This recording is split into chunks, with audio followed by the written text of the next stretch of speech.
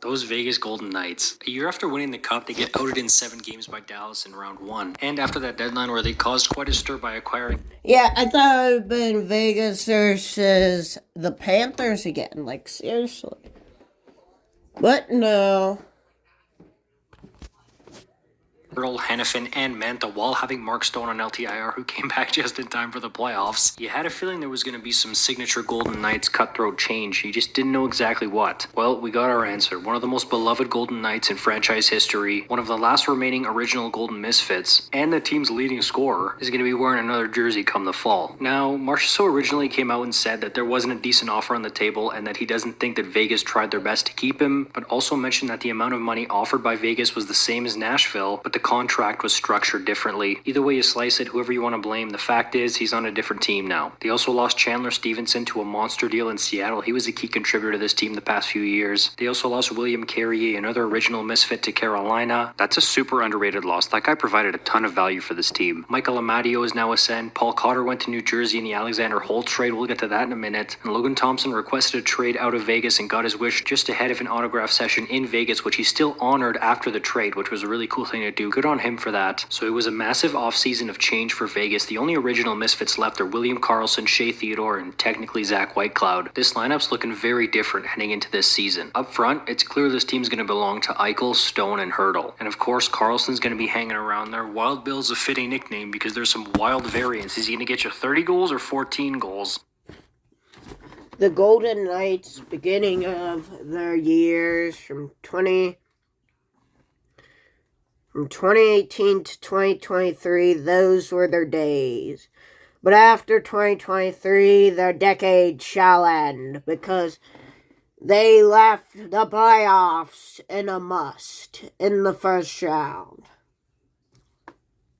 Who knows, but you know that he's a solid player. Then there's Barbashev, same thing, solid player, is going to get you between 15, 20 goals, 40, 50 points. The two new guys up front, though, wild cards and interesting. Victor Olofsson has been a pretty consistent 20-plus goal scorer on some bad Buffalo teams. Can he emerge as a top-line scoring threat on a good team, or is he going to stay at a good second or third-line scoring clip? Then there's Alexander Holtz. We've been hearing for years how this guy's oozing with talent. Really high pick. We didn't get to see it in Jersey and was reportedly looking for a fresh start. Well, he got it, and let's see if he can make the most of it here. The kid's only 22. If he can pop, that could be your future Marchessault replacement down the road right there. There are quite a few more question marks around that Golden Knights offense that we've seen in recent years. I think they're going to need a monster season from Eichel and a really good one from Hurdle as a 2C if they want to remain in contention. The back end doesn't worry me at all. I think that's a great looking decor. My biggest question there is how good can Noah Hannafin be? Just signed that new deal. Is going to be a Golden Knight for a long time. How much can he help Pietrangelo and Theodore? I'm not expecting Hannafin to be the best defenseman on the team, but I definitely think the defense could be this team's shining light and really help carry them far if they can stay healthy and if Hannafin can be either the best number 3 in the league or a really, really good number 2. And in net, Ilya Samsonov was brought in to replace Logan Thompson. With him and Aiden Hill as a tandem, I don't hate it, but I also don't love it. I think it's fine. It's passable. I mean, they won the Cup with Brossoit and Hill. It's going to be interesting to see what this team and this organization can do. Because, yeah, there's quite a few question marks, but if it's not working out, we know the Vegas way. They're probably going to head out and try to wheel and deal to make the team better on the fly. The problem is they're running out of ammo in that regard. I mean, they've traded so many prospects and picks. If they do end up wanting to make that kind of deal, it's going to have to be a riskier trade for a core piece like a Shea Theodore or something. It's definitely something to keep an eye on. They've only missed the playoffs once in their existence, and they bounced back the next year by winning the Cup. As usual, give me your thoughts in the comments. Where do you think Vegas finishes this year? Do you see them as a contender, an easy playoff exit, or missing the playoffs completely? Trying to talk about a variety of teams is the...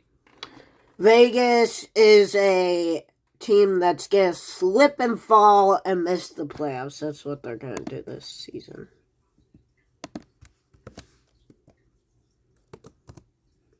Off-season rolls along. It's almost over. Let me know who you'd like to see an off-season video on. We've done quite a few of them already. Thank you so much for watching. You're awesome. Welcome to your life. Thank you for watching. Please like and subscribe.